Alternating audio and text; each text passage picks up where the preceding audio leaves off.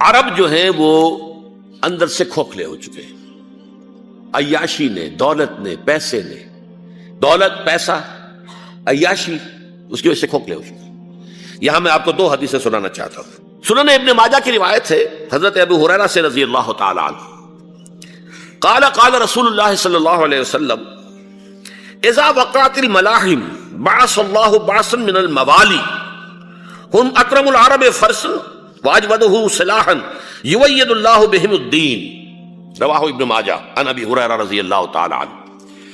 جب ملاحم کا دور شروع ہوگا تو اللہ تعالیٰ اٹھائے گا ایک لشکر یا لشکروں پر لشکر موالی میں سے۔ موالی کون ہے؟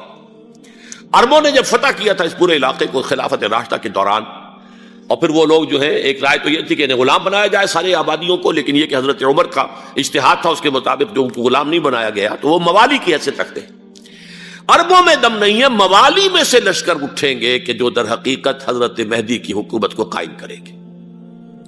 دوسری حدیث سنیے، عن عبداللہ بن الحارث رضی اللہ تعالی عنہ، اور یہ ابن ماجہ کی روایت ہے، قال قال رسول اللہ صلی اللہ علیہ وسلم یخرج الناس من المشرق فیوطئون للمہدی یعنی سلطانہ، لشکر نکلیں گے، لوگ آئیں گے مشرق سے، اور وہ حضرت مہدی کی حکومت کو جمائیں گے اور قائم کریں گے۔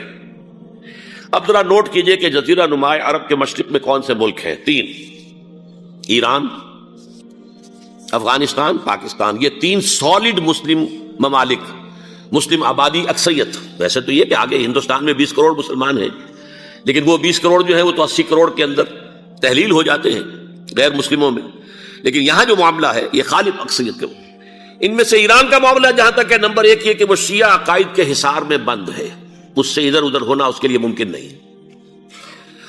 حدیث میں یہ بھی آتا کہ اصفہان سے 70,000 یہودی دجال کا ساتھ دیں گے، لیکن بہرحال خراسان ایک صوبہ ہے افغانستان کا اس وقت بھی شمال مشرقی کونے میں، مجھے امید ہے وہاں سے خیر کی، کیونکہ خراسان کا لفظ وہاں پہ شامل ہے، اور حضور کی حدیث میں بعد میں آپ کو سناؤں گا کہ خراسان سے فوجیں چلیں گی جو یروشلم کو دوبارہ حاصل کریں گی، فتح کریں گی۔ جیسے پہلے یروشلم کھویا عربوں نے تھا، دوبارہ حاصل کیا تھا کرد نے، کرد خون صلاح الدین ایوبی رحمۃ اللہ علیہ، ایسے اب پھر عربوں نے کھویا ہے، لیکن لینے والے خراسان سے لشکر آئیں گے۔ یخرج من خراسان رایات سود لا یردھا شیء حتی تنصب بإیلیا، خراسان کے علاقے سے کالے علم لے کر لشکر چلیں گے جن کے رخ کو کوئی موڑ نہیں سکے گا جب تک کہ وہ جا کر یروشلم میں نصب نہ ہو جائے۔ اس کے بعد نام آتا ہے پاکستان کا۔ یہ ہے میری اور آپ کی داستان، اور یہ ہے سبب جس کی وجہ سے کہ میں آپ سے یہ گفتگو کر رہا ہوں۔ اصل میں تو کس لیے؟ محض ایک علمی استفادہ، محض اپنی بات آراء کو ظاہر کرنے کا شوق نہیں، بلکہ یہ کہ اپنی ذمہ داری ہم پہچانے کہ ہم کس مقام پر کھڑے ہیں۔ دیکھیے، اس پاکستان کے بارے میں یا ہندوستان کے بارے میں علامہ اقبال نے کہا تھا اپنے ترانہ ملی میں، میرے عرب کو آئی ٹھنڈی ہوا جہاں سے، میرا وطن وہی ہے، میرا وطن وہی ہے۔ اور مجھے بتایا گیا کہ سنن ابی داؤد میں یہ روایت موجود ہے کہ حضور نے فرمایا کہ ہندوستان کی طرف سے مجھے ٹھنڈی ہوا آتی، اگرچہ مجھے وہ حدیث ابھی نہیں ملی ہے، لیکن حزب التحریر کا ایک کارڈ مجھے ملا تھا، تو اس میں اس حدیث کا اور اس میں ابو داؤد کا روایت کا حوالہ موجود تھا۔ لیکن میں جو چیز آپ کو بتا چکا ہوں وہ یہ کہ الف ثانی کا پورا تجدیدی کارنامہ اس ہندوستان کی سرزمین میں ہوا۔ مجدد الف ثانی شیخ احمد سرندی، شاہ ولی اللہ دہلوی، سید احمد بریلوی، وہ تو ہمارے پاکستان میں آ کر جو ہے ان کا خون جذب ہوا ارض پاکستان میں۔ پھر شیخ الہند مولانا محمود حسن۔ تحریک خلافت چلی تو صرف ہندوستان میں چلی اور کہیں نہیں چلی۔ آزادی کی تحریک چلی پوری دنیا میں، وہ نیشنلزم کی بنیاد پر چلی، ملے نیشنلزم، عرب نیشنلزم، ترک نیشنلزم۔ ہمارے ہاں چلی تو اسلام کے نام پر، پاکستان کا مطلب کیا؟ لا الہ الا اللہ۔ پھر پاکستان قائم ہوا معجزے کے طور پر، بلکہ نازل ہوا ہے لیلۃ القدر میں، انا انزلناہ فی لیلۃ القدر، جیسے قرآن نازل ہوا ہے لیلۃ القدر میں، یہ پاکستان بھی نازل ہوا ہے لیلۃ القدر میں۔ اس کا برقرار رہنا ابھی تک معجزہ ہے۔ ہندو یہ سمجھتا تھا، کانگریس سمجھتی تھی کہ جھٹپٹ ختم ہو جائے گا، پھر یہ کہ اس کا قرارداد مقاصد کا پاس ہو جانا، مزید بھی اور اضافی دفعات دستور میں آ جانا، اب کمرشل انٹرسٹ کو ربا قرار دے کر حرام قرار دینا، یہ سارے لینڈ مارکس ہیں کہ جو اشارہ کر رہے ہیں کسی چیز کی طرف، معاملہ کدھر جا رہا ہے۔ پھر یہ کہ یہ جو 14ویں صدی کے مجدد تھے شیخ الہند، اس کے بعد سے کچھ ایسی شخصیتیں عظیم پیدا ہوئی ہیں ہند میں جن کو میں سمجھتا ہوں کہ 14ویں صدی کے مجدد اور 15ویں صدی کے مجدد کے درمیان یہ 15ویں صدی کے مجدد کی راہ کو سیدھا کرنے والے، جیسے کہ حضرت یحییٰ نے کہا تھا میں تو آنے والے کا راستہ سیدھا کر رہا ہوں حضرت عیسیٰ کے لیے، ایسے ہی 15ویں صدی کے لیے امام مہدی کے لیے راستہ صاف کرنے والے سب سے پہلے علامہ اقبال، جنہوں نے اسلام کا تصور دین کی حیثیت سے دوبارہ زندہ کیا ہے، ورنہ اسلام ایک مذہب کی شکل اختیار کر چکا تھا۔ پھر مولانا مودودی، مولانا ابوالکلام آزاد حکومت الہیہ کے نعرے کے ساتھ میدان میں آئے۔ یہ اقبال نے جو تصور پیش کیا تھا اس پر عملی جد و جہد کے لیے حزب اللہ قائم ہوئی ہے۔ نوٹ کر لیجئے 11 برس کا فرق ہے عمر کا علامہ اقبال کے اور ابوالکلام کے، اور 1913 میں جب حزب اللہ قائم کیا اس وقت علامہ اقبال کی ملی شاعری اپنے عروج کو پہنچ چکی تھی۔ پھر یہ کہ علامہ اقبال کے بعد تعمیل جو ہے اس کام کی وہ ابوالکلام نے کی، لیکن روایتی علماء نے کی شدید مخالفت کی وجہ سے وہ بددل ہو کر چھوڑ گئے، کانگریس میں شامل ہو گئے، بساط جو ہے حزب اللہ کی انہوں نے لپیٹ دی۔ پھر مولانا مودودی آئے، انہوں نے وہ ڈور جو ہے اس کا سرا تھاما، جماعت اسلامی قائم کی حکومت الہیہ ہی کے قیام کے لیے۔ اگرچہ میرے نزدیک یہ کہ وہ انتخابی اور ایک قومی سیاست کی ایک جماعت بن کر پاکستان میں جو ہے دلدل میں پھنس گئی ہے، اب ہم اس کی کوشش کر رہے ہیں تنظیم اسلامی اور یہ تحریک خلافت جس کے تحت یہ جلسہ ہو رہا ہے، یہ ساری چیزیں وہ ہیں کہ آپ کو سوائے پاکستان کے اور کہیں نہیں ملیں گی پوری دنیا میں۔ معلوم ہوتا ہے کہ پاکستان کو بہت بڑا رول پلے کرنا ہے اس میں، اور اس کے ساتھ اب جمع کر لیجئے افغانستان کی عمارت افغانستان، اسلامی عمارت افغانستان قائم ہو چکی ہے۔ یہ پچھلے 20 سالوں میں جو کچھ وہاں ہوتا رہا ہے اس سے پہلے تصور نہیں ہو سکتا تھا۔ علامہ اقبال کے فرزند بھی دیکھ کر آئے ہیں، تو اگرچہ وہ خود میں سمجھتا ہوں کہ خاصے انہیں آپ لبرل کہیں، آزاد خیال کہیں، لیکن اس درجے متاثر ہو کر آئے تھے کہ انہوں نے یہ کہا افغانستان میں جو میں نے حالات دیکھے ہیں کہ اگر 2-4 اور مسلمان ملکوں کے اندر یہ نظام قائم ہو جائے تو پوری دنیا مسلمان ہو جائے گی۔ یہ سب کچھ کیسے ہو رہا ہے؟ یہ آنے والے دور کی جھلکیاں ہیں۔ Coming events are casting their shadows before. یہ سب بتا رہے ہیں کہ پاکستان افغانستان کو مل کر اس میں کوئی عظیم رول پلے کرنا ہے۔ اور اس کے ضمن میں اب میں علامہ اقبال کے بارے میں آخری بات کہہ رہا ہوں۔ علامہ اقبال کے بارے میں عام یہ خیال ہے، انہوں نے اپنے خطبات میں مہدی کا اور نزول مسیح کا، حالانکہ میں کل پڑھ رہا تھا مولانا سعید احمد اکبر آبادی رحمۃ اللہ علیہ کا ایک مقالہ ان کا کہ علامہ اقبال نے ابن خلدون کے بارے میں یہ کہا ہے کہ مہدی کا اور نزول عیسیٰ کا دونوں کا انہوں نے انکار کیا ہے، حالانکہ ابن خلدون نے نزول عیسیٰ کا انکار نہیں کیا، صرف مہدی کا انکار کیا ہے۔ بہرحال علامہ اقبال نے خطبات میں انکار کیا ہے، لیکن یہ کہ اپنی شاعری کے اندر میں چیلنج کرتا ہوں کسی بڑے سے بڑے اقبال شناس کو، ان کا یہ شعر ذرا سنیے۔ خضر وقت از خلوت دشت حجاز آید بروں، کارواں زی وادی دور و دراز آید بروں۔ خضر وقت، امام وقت، رہنمائے وقت، قائد وقت، خلوت دشت حجاز، حجاز کی صحرا کی کسی خلوت گزینی سے نکل کر باہر آئیں گے۔ میں حیران ہوتا ہوں علامہ کے اس فکر پر اور اس مصرے پر۔ یہاں انہوں نے شیعہ اور سنی دونوں کے کانسیپٹ جمع کر دیے۔ شیعہ کا کانسیپٹ یہ چھپے ہوئے کسی غار میں وہاں سے برآمد ہوں گے، اور ہمارا کانسیپٹ میں ام سلمہ رضی اللہ تعالیٰ عنہ کی حدیث سنا چکا، چھپے ہوئے ہوں گے وہ وہاں پر، مدینے سے نکل کر آ کر مکے میں چھپ جائیں گے۔ اس خانہ جنگی کی حالت میں لوگ ان کی طرف دیکھ رہے ہوں گے، سوچتے ہوں گے انہیں میدان میں آنا چاہیے، کوئی پارٹ پلے کرنا چاہیے، امت کی رہنمائی کرنی چاہیے، لیکن وہ چھپیں گے، وہ کارے ہوں گے، وہ اس ذمہ داری کو قبول نہیں کرنا چاہیں گے، جا کے چھپ جائیں گے مکے میں، وہاں سے مکے والے انہیں نکالیں گے، اور وہ کارے ہوں گے، انہیں بالکل یہ پسند نہیں ہوگا کہ یہ ذمہ داری اٹھائیں۔ تو خضر وقت از خلوت دشت حجاز آیت بروں، کارواں زی وادی دور و دراز آیت بروں۔ کارواں جو چلے گا ان کی مدد کے لیے اس وادی دور و دراز، اس عظیم وادی دور و دراز، یہ وادی سندھ ہے۔ وادی سندھ جو ہے ہم سمجھتے ہیں کہ صرف یہ پاکستان اور پنجاب جو ہے یہ اس میں شامل ہے، سندھ اور پنجاب نہیں، افغانستان کا پورا مشرقی علاقہ اس میں شامل ہے۔ جیسے دریائے جہلم سندھ میں جا رہا ہے، جیسے دریائے گلگت سندھ میں آ کر ملتا ہے، جیسے دریائے چناب اور راوی اور جہلم اور یہ سب جا رہے ہیں اور آ رہے ہیں، اسی طرح دریائے کابل کہاں سے آ رہا ہے، دریائے گومل کہاں سے آ رہا ہے، ٹوچی کہاں سے آ رہا ہے، یہ سارا جو ہے ڈرین جو ہو رہا ہے ایسٹرن جو ہے پارٹ آف افغانستان، یہ سب وادی ہے۔ اس وادی کے یہ دو حصے ہیں، ایک حصہ جو ہے یہ ادھر پاکستان میں ہے اور اسی وادی کا دوسرا حصہ جو ہے وہ افغانستان میں ہے۔ کارواں زی وادی دور و دراز آیت بروں، کارواں چلے گا یہاں سے، یخرج ناس من المشرق یؤتون للمہدی، یعنی سلطان نہیں، مشرق سے فوجیں چلیں گی کہ جو مہدی کی حکومت قائم کریں گی، اور یخرج من خراسان رایات و سود، اور خراسان سے سیاہ پرچم چلیں گے کہ جن کا رخ کوئی موڑ نہیں سکے گا، حتیٰ تنصب بیلیا، یہاں تک کہ وہ جا کر یروشلم کے اندر نصب ہو جائیں گے۔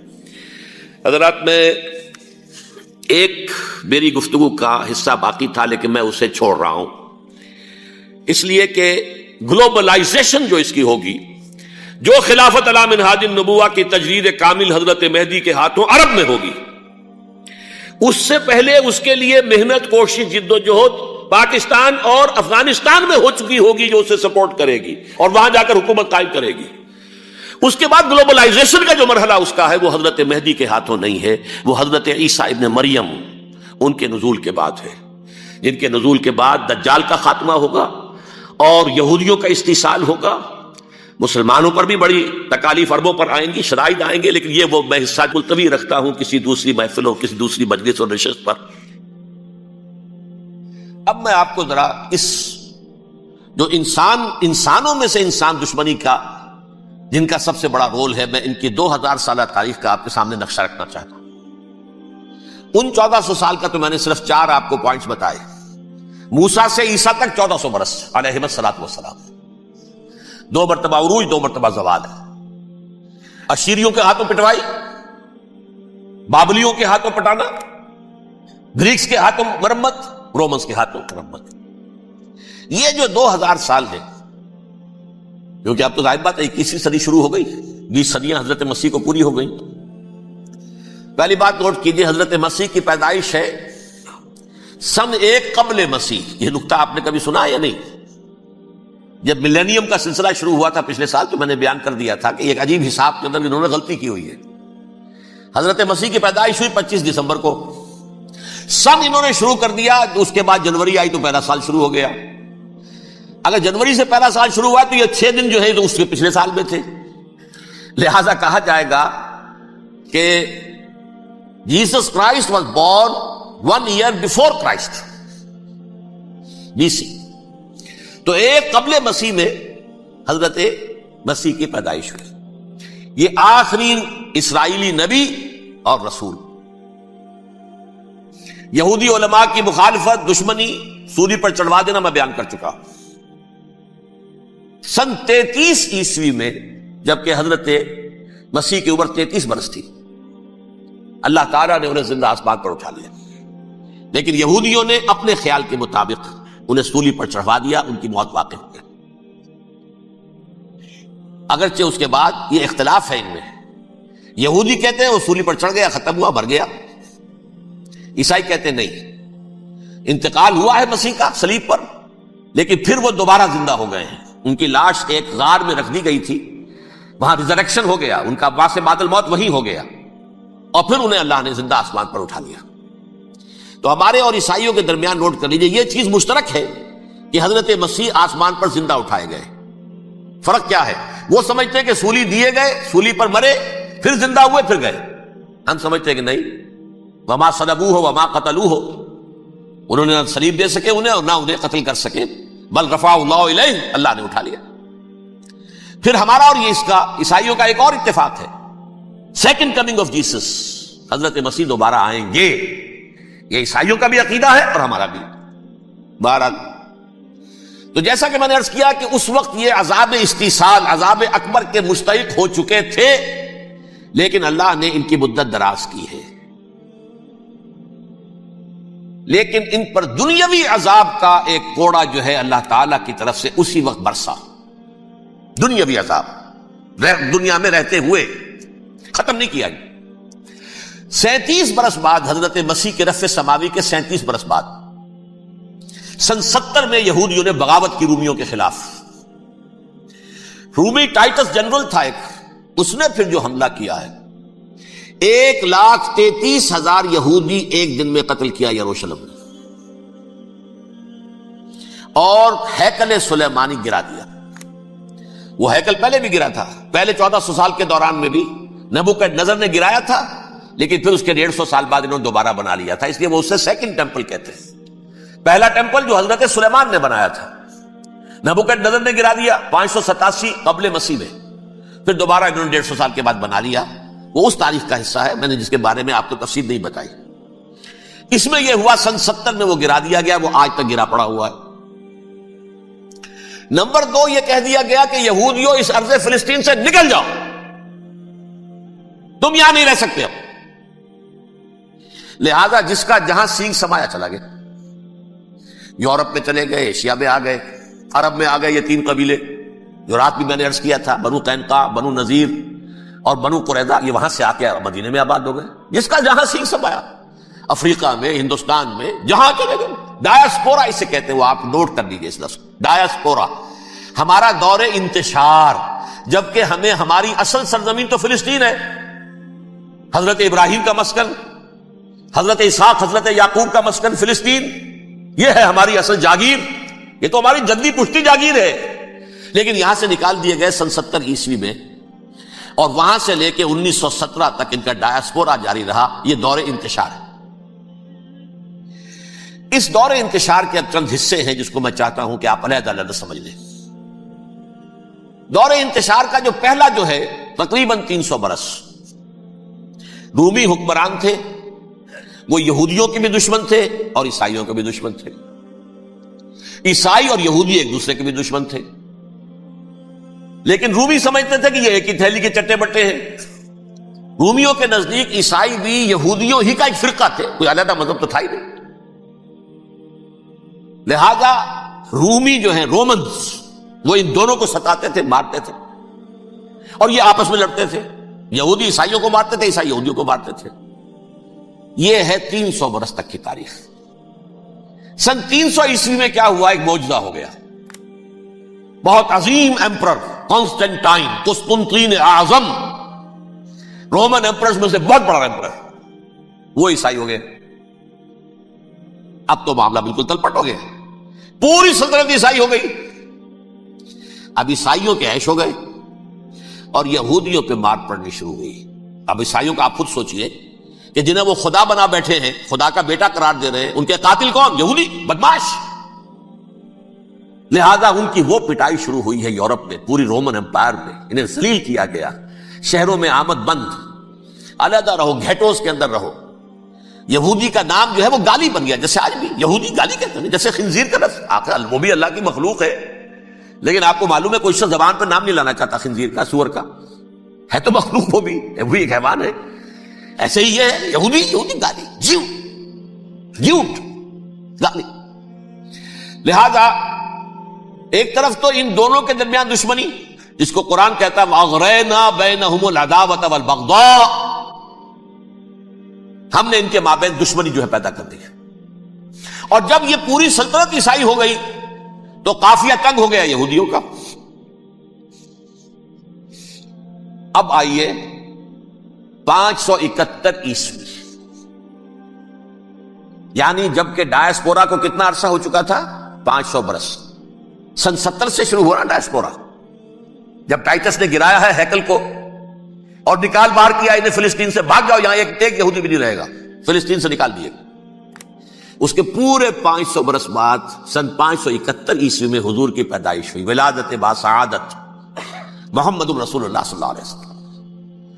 610 میں آپ پر وحی کا آغاز ہوا۔ لیکن حضور کے ساتھ ان کا معاملہ کیا رہا؟ اول تو جبکہ حضور ابھی مکہ ہی میں تھے، یہودیوں نے ریشہ دوانیاں شروع کر دی حضور کے خلاف۔ قریش مکہ کو سکھاتے تھے، پڑھاتے تھے، ان سے یہ پوچھو، ان سے یہ پوچھو، یہ اس طرح تنگ کرو، ان سے یہ امتحان لو، یہ آپ کے علم میں ہے۔ سورہ بنی اسرائیل میں، سورہ کہف میں وہ سوالات جو امتحانی سوالات آئے تھے، ذوالقرنین کون تھا، اصحاب کہف کون تھے، تم رسول بنے پھرتے ہو تو بتاؤ، اور یہ روح کی حقیقت کیا بتاؤ۔ یہ ساری ریشہ دوانیاں کر رہے تھے بیٹھے ہوئے ابھی وہیں پر، حضور ابھی پہنچے بھی نہیں۔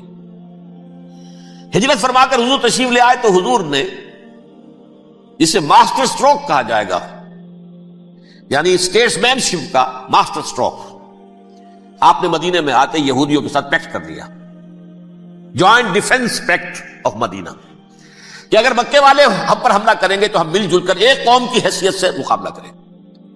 یہ میثاق مدینہ کہلاتا ہے، جس کے بہت غلط معنی پہنائے جا رہے ہیں آج کل۔ بہرحال میں موضوع میرا چونکہ یہ نہیں، میں ادھر نہیں جاؤں گا۔ لیکن ہوا کیا؟ ہر مرتبہ یہ خیانت کے مرتکب ہوئے، ان نے جو عہد کیے تھے ان سے پھرے، اندر ہی اندر سازش ریشہ دوانی، حضور کی بدترین دشمنی۔ سورہ نساء کی آیت نمبر 12 میں 14 میں 13 میں فرمایا ہے لا تزال تطلع علی خائنۃ منہم، اے نبی ہمیشہ آپ کے علم میں ان کی طرف سے خیانتیں، بدیانتیاں آتی رہیں گی، اور بار بار وہ مسلسل جنگ کی آگ بھڑکاتے تھے، قریش کو دعوت دیتے آؤ آؤ آؤ ہم اندر سے بغاوت کر دیں گے، تم آؤ تو صحیح، ختم کریں محمد کو اور اہل ایمان کو صلی اللہ علیہ وسلم ورضی اللہ تعالی عنہ اجمعین۔ لیکن پھر جب وہ آتے تھے تو یہ دبک جاتے تھے، ان میں ہمت نہیں تھی، میدان کے مرد نہیں رہے تھے کہ سورہ حشر میں ان کا نقشہ کھینچا گیا ہے، کھلے میدان میں مقابلے کی اس کے اندر صلاحیت ہی نہیں ہے، یہ تو فصیلوں کے پیچھے سے، جیسے عورتیں کہیں دیہات میں لڑائی ہوتی ہے تو مرد جو ہے گلیوں میں لڑتے ہیں، عورتیں اوپر سے پتھر پھینکتی ہیں، بس وہ کام یہ کر سکتے تھے، من ورائے جدر، فصیلوں کے پیچھے سے، جنگ میں میدان میں نہیں آ سکتے۔ بہرحال قرآن مجید میں ہے یہ، سورہ مائدہ کی آیت نمبر 64، کلما اوقدوا نارا للحرب اطفاها اللہ، اکثر و بیشتر مواقع پر تو یہ جب آگ بھڑکاتے تھے جنگ کی، اللہ اسے بجھا دیتا تھا۔ لیکن بہرحال اس کے باوجود جنگیں ہوئی، غزوہ بدر، غزوہ احد ہوئی کہ نہیں، یہ ساری اس اصل شرارت میں، اور اس کے نتیجے میں حضور نے پھر ایک ایک کر کے 3 قبیلوں کو سزا دی۔ غزوہ بدر کے فوراً بعد بنو قینقاع نکالے گئے مدینے سے، غزوہ احد کے فوراً بعد بنو نذیر نکالے گئے، اور غزوہ احزاب کے بعد بنو قریظہ نکال دیے گئے۔ یہ تو میں نے آپ کے سامنے رکھ دیا صرف حضور کے زمانے میں ان کا کیا رویہ رہا، دشمن۔ رات بھی ہم نے وہ آیت پڑھی تھی لَتَجِدَنَّ أَشَدَّ النَّاسِ عَدَاوَةً لِلَّذِينَ آمَنُوا الْيَهُودُ وَالَّذِينَ أَشْرَكُوا، اہل ایمان کی دشمنی میں شدید ترین تم پاؤ گے یہودیوں کو اور مشرکین بھی بعد میں ہے، پہلے یہود۔ حضور کے بعد کیا ہوا آپ یہ نوٹ کیجئے، یہ ان کی تاریخ کا دوسرا دور۔ حضرت عمر رضی اللہ تعالیٰ عنہ قائد خلافت ہے، بیت المقدس کا محاصرہ کیا گیا، فصیل بڑی اونچی، شہر اندر سے سیلف سفیشینٹ، حملے کا راستہ کوئی نہیں، محاصرہ طول کھینچ رہا ہے، لیکن ان کے پاس رسد بھی موجود ہے، پانی بھی موجود ہے، وہ دروازے بند کر کے بیٹھے ہوئے۔ بالآخر اللہ تعالیٰ کی مشیت کا ظہور کیسے ہوا، ان کے کچھ علماء آئے فصیل پر، کہا دیکھو مسلمانوں تم قیامت تک بھی یہاں پڑے رہو گے محاصرہ کر کے، ہمارا یہ شہر فتح نہیں ہوگا۔ ہاں ایک درویش بادشاہ کے ہاتھوں یہ شہر فتح ہونا ہے، لیکن تمہارے اندر ہمیں وہ نظر نہیں آ رہا۔ ابو عبیدہ بن الجراح رضی اللہ تعالی عنہ امین هذه الامہ، ان کا فوراً ذہن گیا وہ درویش بادشاہ مدینے میں بیٹھا ہوا ہے عمر رضی اللہ تعالی، اب ایک اور عمر بھی ہے جو قندھار میں بیٹھا ہے، نقشہ وہی ہے، سادگی کی حد تک نقشہ وہی، بالکل وہی، اپنی آنکھوں سے دیکھا ہے وہی سادگی۔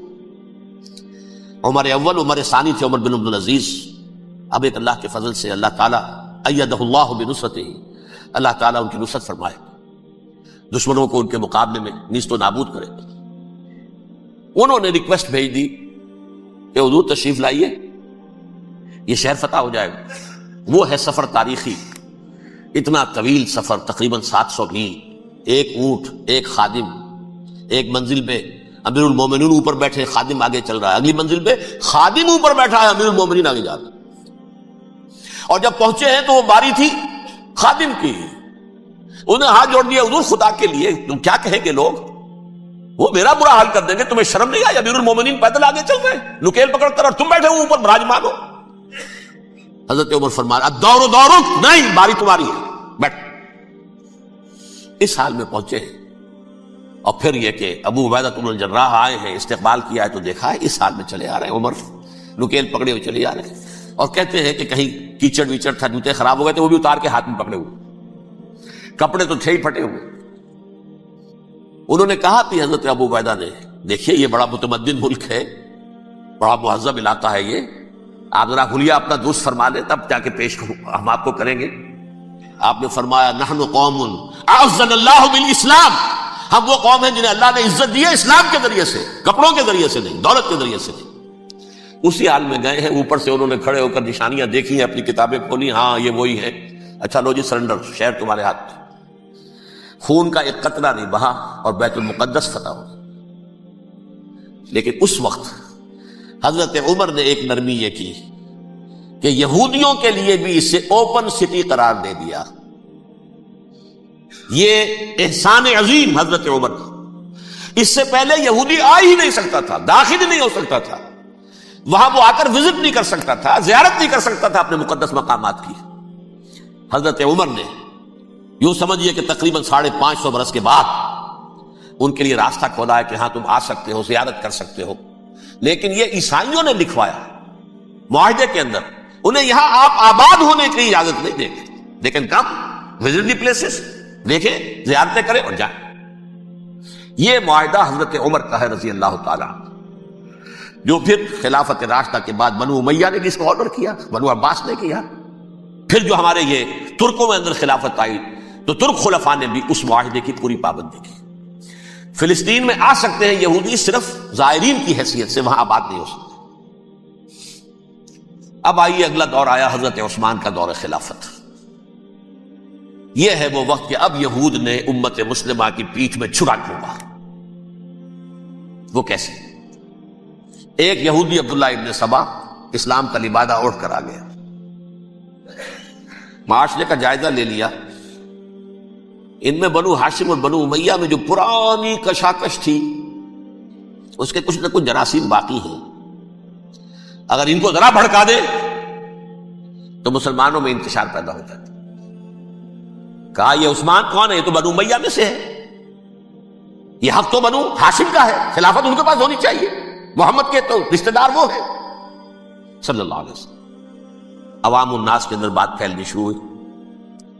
پھر ایک بڑی سازش کے انداز میں حضرت عثمان کے خلاف پروپیگنڈا، حضرت عثمان کے جو عاملین تھے، گورنر تھے، ان کے خلاف پروپیگنڈا، اور ایسی ہوشیاری کرتے تھے کہ کوفے میں کوفے کے حاکم کے خلاف کچھ نہیں کہنا. اجی مصر میں یہ ہو رہا ہے، اجی شام میں یہ ہو رہا ہے، اجی یہ جو عثمان ہے وہ یہ کر رہا ہے، یہ ظلم ہو رہا ہے، یہ لوٹ مار ہو رہی ہے، یہ خیانتیں ہو رہی ہیں. اب نہ تو اس زمانے میں مینز آف کمیونیکیشن، کیسے تصدیق کریں؟ افواہیں تو آپ آج کراچی کے اندر شروع ہو جائے تو پتہ نہیں چل سکتا کسی کو کہ کیا اس میں صداقت ہے، کیا جھوٹ ہے.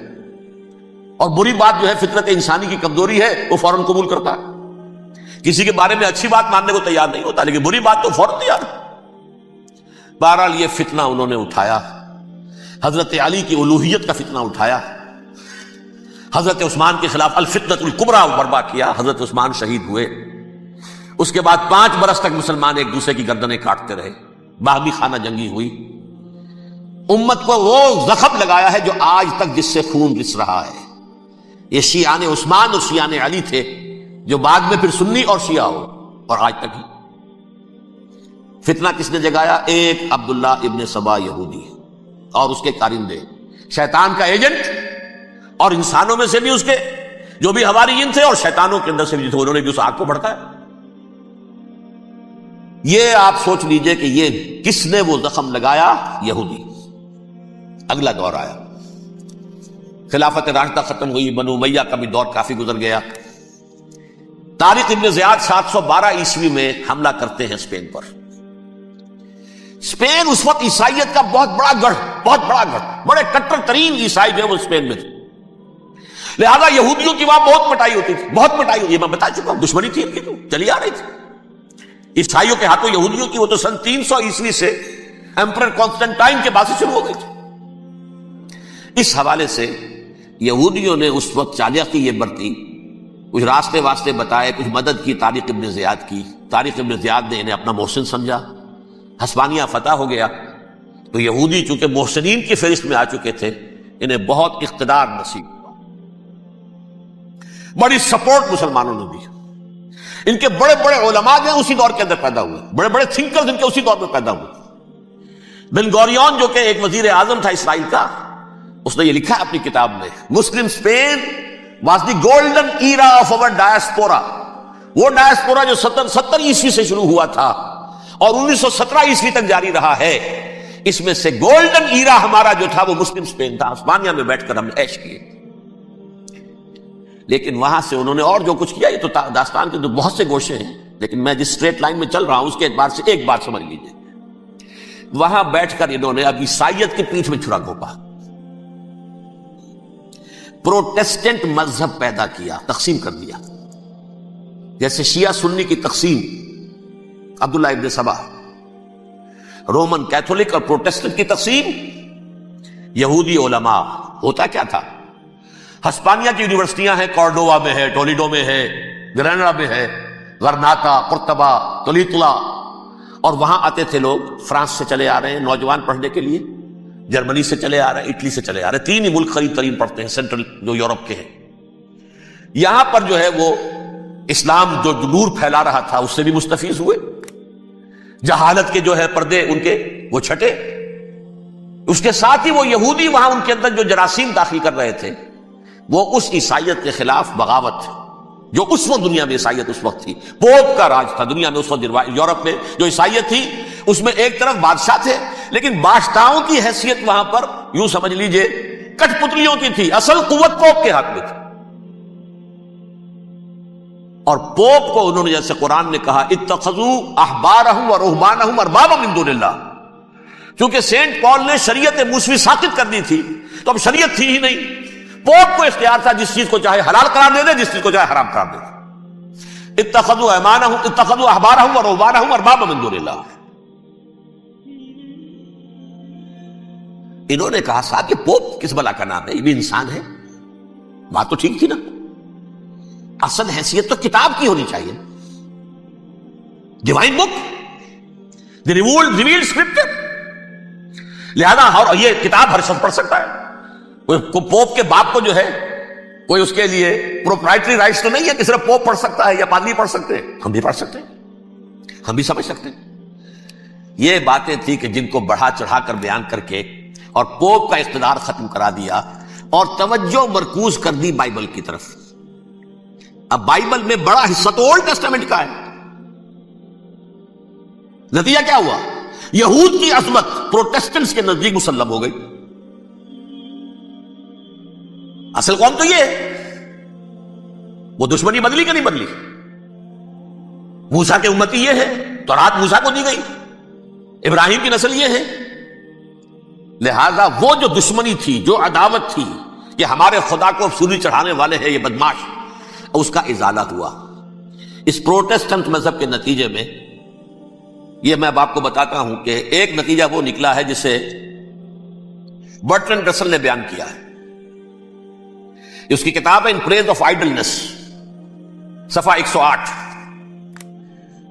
وہ لکھتا ہے دی Christians retaining the Judaic belief in a special revelation added to it the Roman desire for worldwide domination and the Greek taste for metaphysical subtleties.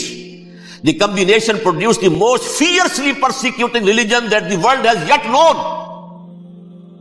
یہ 3 چیزیں آ کر عیسائیت میں مل گئی.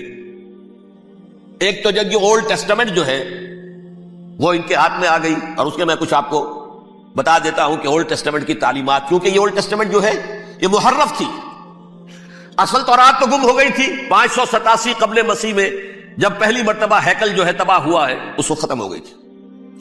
اس کے کوئی 150 سال کے بعد انہوں نے یادداشتوں سے مرتب کر کے لکھی ہے. اب اس میں ان کے اپنے خیالات، اپنے امانی، اپنی توجیحات وہ شامل ہو گئی. لہذا میں آپ کو حوالے دیتا ہوں اس کتاب کے اندر مظالم کی جو تعلیم دی گئی ہے.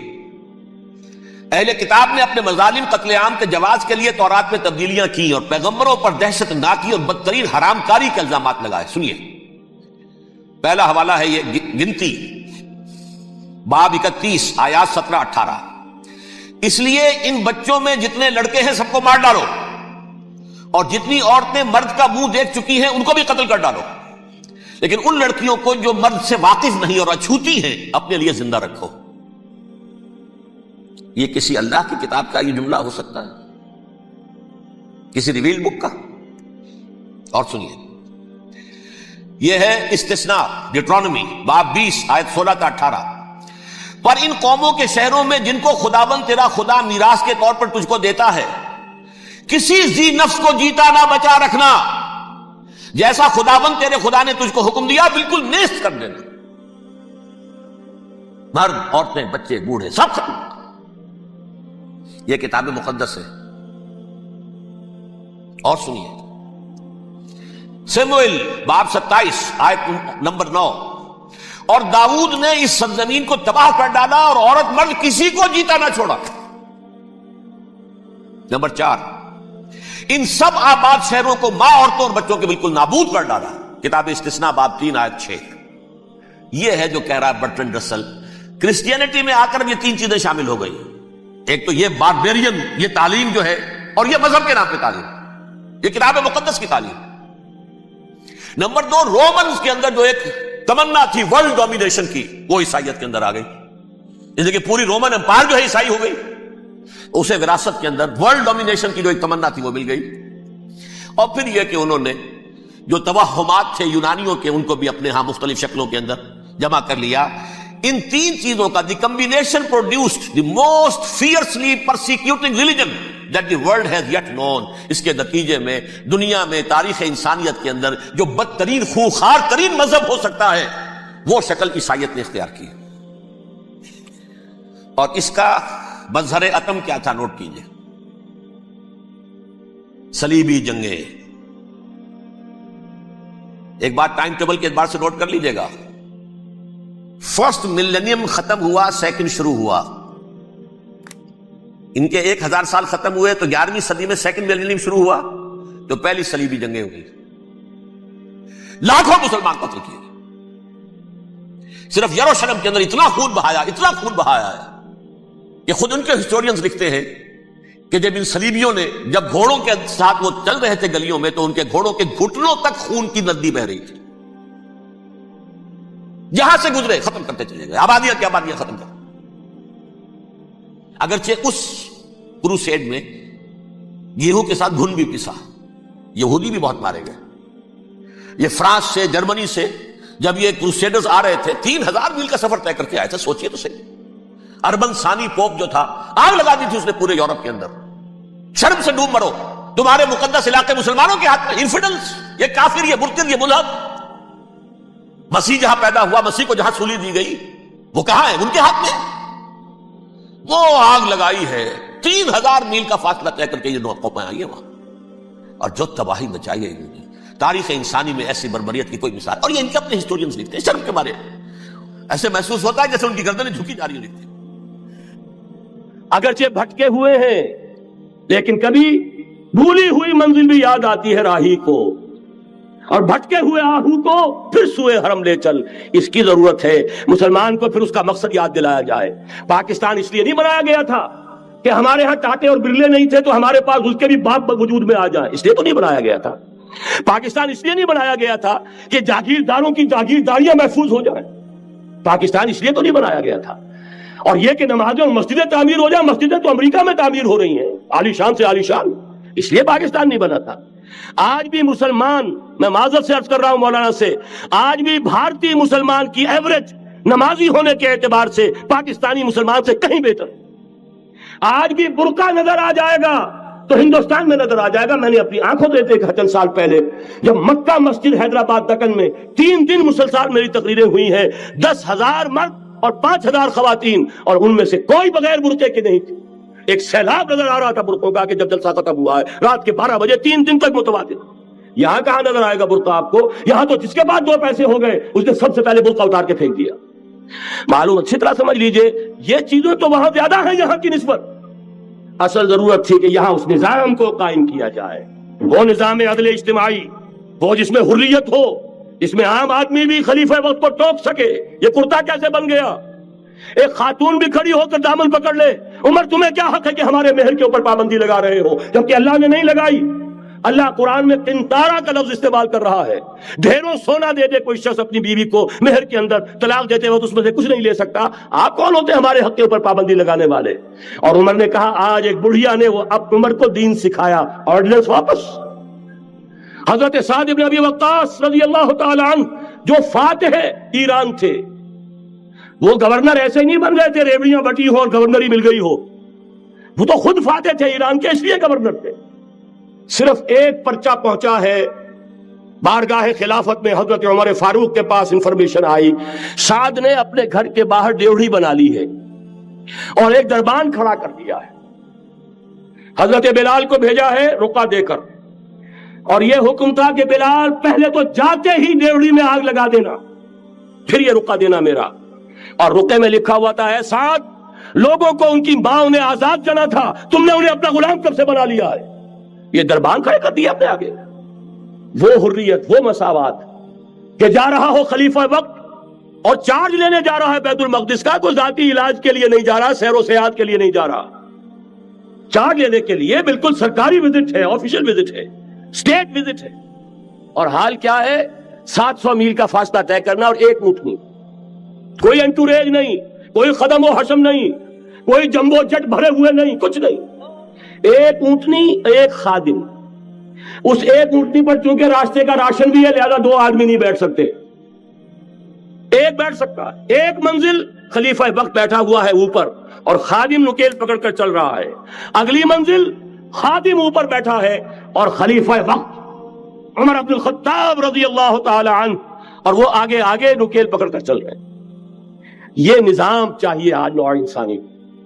اس کے انتظار میں، اس کی تلاش میں نوع انسانی نے کتنے تجربے کر لیے، کیسی چھلانگیں لگائیں، ملوکیت ختم کی، آسمان سے گرا کھجور میں اٹکا، جمہوریت آئی نام نہاد، لیکن وہ سرمایہ دارانہ نظام بن کر آگے سے بڑھ کر لعنت بن گئی۔ پہلے جاگیردار مسلط تھا، اب سرمایہ دار اور کارخانے دار مسلط ہو گیا۔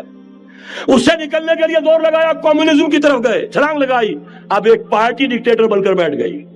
انسان رست از یک بنتا افتاد در بندے دیگر، ایک چیز سے غلامی سے نجات پاتا ہے، دوسری میں پھنس جاتا ہے۔ اور کیوں؟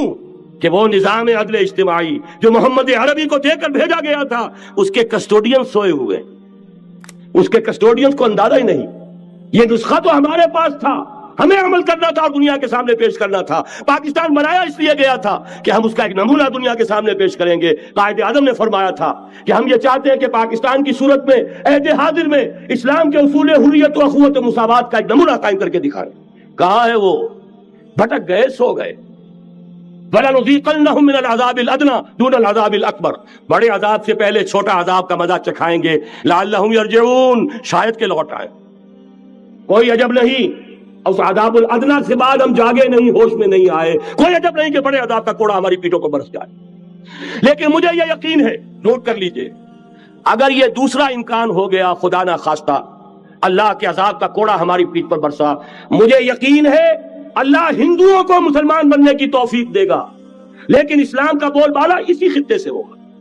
تاریخ میں یہ ہو چکا ہے آیا فتنہ تاتار کے افسانے سے، پاسباں مل گئے کعبے کو صنم خانے سے، تاتاریوں کے ہاتھوں کروڑوں مسلمان قتل ہوئے، لیکن اسلام نے تاتاریوں کو فتح کر لیا، اور پھر اسلام کا مسلمانوں کا دوسرا دور عروج انہی تاتاریوں کی مختلف شاخوں کے تحت ہوا۔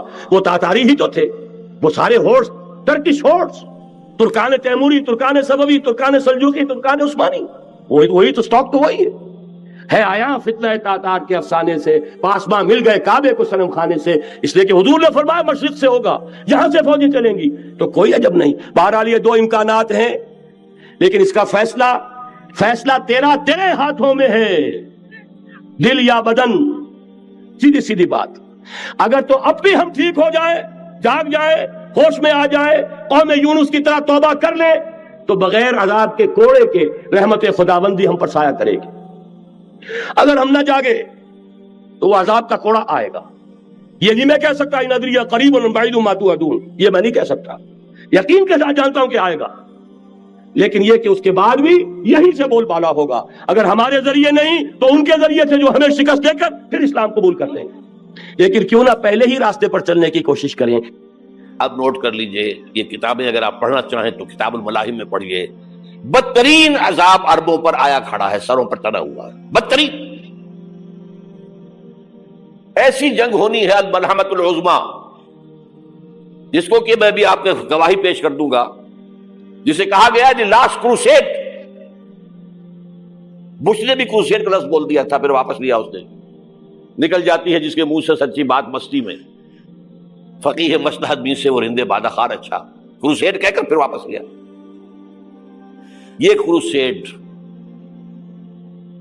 اس کے اوپر جس قدر نقصان ہونا ہے عربوں کا، گریٹر اسرائیل بنے گا، یہ عراق، شام، اردن، سعودی عرب کا کچھ شمالی علاقہ، ترکی کا جنوبی علاقہ، مصر کا صحرائے سینا، اور اس کے ساتھ ہی جو بہترین اس کا زرخیز ترین علاقہ ڈیلٹا آف نائل، یہ سب یہودیوں کے قبضے میں جائیں گے۔